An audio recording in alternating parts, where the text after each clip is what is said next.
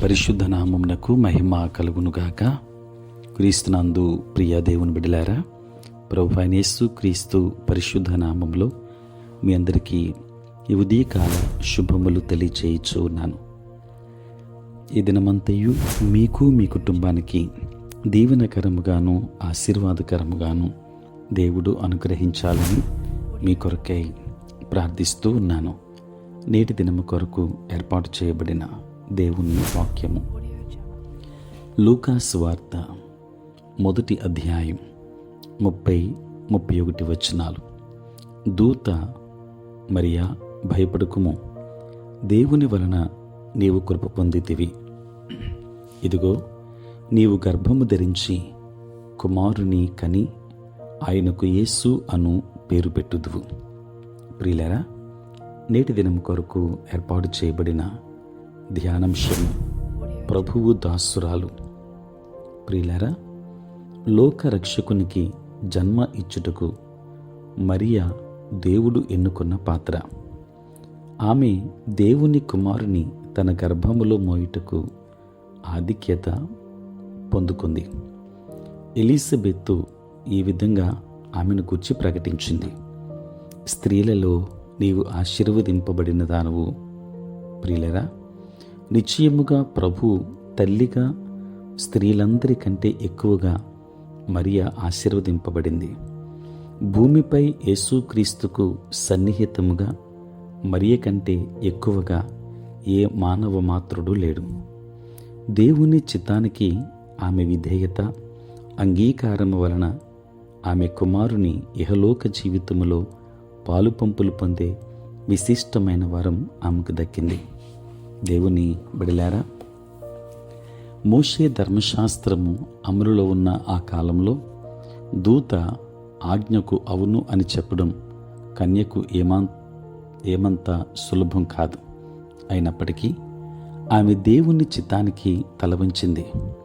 కన్యత్వ శరీరాన్ని పరిశుద్ధాత్మకు సాధనముగా అప్పగించే మహిమాన్విత ఉద్దేశం తప్పుగా అర్థం చేసుకుంటూ ఉంటారు. అయితే మరియా ఆత్మ సంపూర్ణం నమ్మకం దేవునికి అభీష్టమైంది. అందుకు ఆమె శిరసా వహించి ఈ మాటలు చెప్పింది: ఇదిగో, ప్రభువు దాసురాలను, నీ మాట చొప్పున నాకు జరుగునుగాక అని. దేవుని బిడలారా, విశ్వ సృష్టికర్తను మరియ తన గర్భములో మోసినంతకాలం ఆమెకు ఏ హాని జరగలేదు. మరియ తన గర్భములో దేవుని కుమారుని మోయుటకు ఆధిక్యత పొందినట్లయితే ఆయనను మన హృదయంలో మోయటానికి మనం ఆధిక్యత కలవారం కామా? ఆయన మనలో ఉన్నంతకాలం ఏ భయం అవసరం లేదు. దేవుడు మన పక్షముగా నుండగా మనకు విరోధి ఎవడు? దేవుడు ఎన్నుకున్న వారి మీద ఎవరు నేరం మోపగలరు? ప్రియులారా, ఆయనకు మాత్రమే సమర్పించుకుని మరియ చెప్పినట్లుగా మనం చెప్పాలి: ఇదిగో ప్రభువు దాసురాలను, లేక ఇదిగో ప్రభువు దాసుడను, నీ మాట చొప్పున నాకు జరుగును గాక. దేవుని కృప మీ అందరి మీద ఉండును గాక.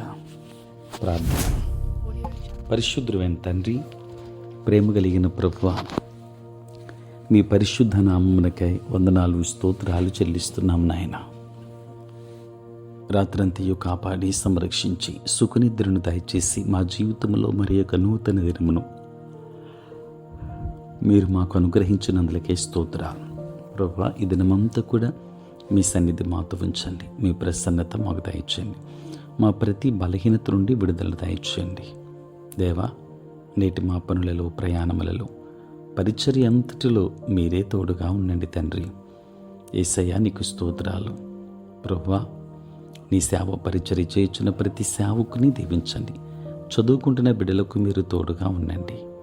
పుట్టినరోజు, పెళ్లి రోజు జరుపుకొనుచున్న బిడ్డలకు కావలసిన నూతన ఆశీర్వాదాలు మెండుగా వారికి అనుగ్రహించండి. అనుదినము ఈ ప్రాతకాలపు ధ్యానములలో ఏకీభవిస్తున్న ప్రతి కుటుంబం మీద నీ కృపహస్తము నుంచి ఆశీర్వదించుమని దినదీవెనలతో నింపండి. ఉద్యోగస్తులు, వ్యాపారస్తులు, కష్టపడి పనిచేసుకుంటున్న బిడ్డలు, వ్యవసాయదారులు, ప్రతి ఒక్కరిని మీరు దీవించండి నాయన. ఇదిన దీవెనల చేత మమ్మల్ని అందరినీ నింపమని యేసు నామములో ప్రార్థించి వేడుకొనుచున్నాము తండ్రి. ఆమేన్. తండ్రి, కుమార, పరిశుద్ధాత్మ త్రియేక దేవుని దీవెన సదా మీకును మీ కుటుంబానికి తోడై ఉండును గాక. ఆమేన్.